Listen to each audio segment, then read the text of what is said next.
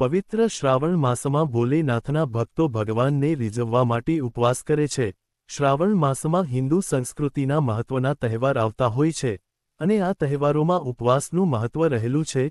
ત્યારે પાટણ શહેરના ખાડિયા વિસ્તારમાં આવેલ શ્યામાપ્રસાદ મુખર્જી પાર્ટી પ્લોટમાં પાટણના જાણીતા રસ સંગમના માલિક કનુભાઈ દ્વારા ભોલેનાથના ભક્તો માટે શુદ્ધ અને સાત્વિક ફરાહાર શ્રાવણ માસ નિમિત્તે મળી રહે તેના માટે વિવિધ ફરાળી વાનગીઓનો સ્ટોલ કાર્યરત કરવામાં આવ્યા છે।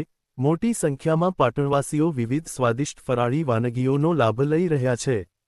ત્યારે આ સ્થળ ઉપર આવનાર વ્યક્તિઓને પવિત્ર શ્રાવણ માસમાં ભગવાન સદાશિવના દર્શન થઈ શકે તે માટે 12 જ્યોતિર્લિંગ અને અમરનાથ જ્યોતિર્લિંગના દર્શનની ઝાંખી કરવામાં આવી છે।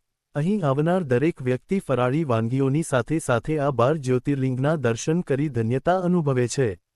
તો સ્વતંત્રતા પર્વને અનુલક્ષી પાર્ટી પ્લોટ ખાતે તિરંગાની રંગોળીની સાથે ભારતીય લશ્કરના શસ્ત્ર સરંજામના મોડલ બનાવી તેનું પ્રદર્શન ગોઠવવામાં આવ્યું હતું, જે પ્રદર્શનને નિહાળી શહેરીજનો અભિભૂત બન્યા હતા।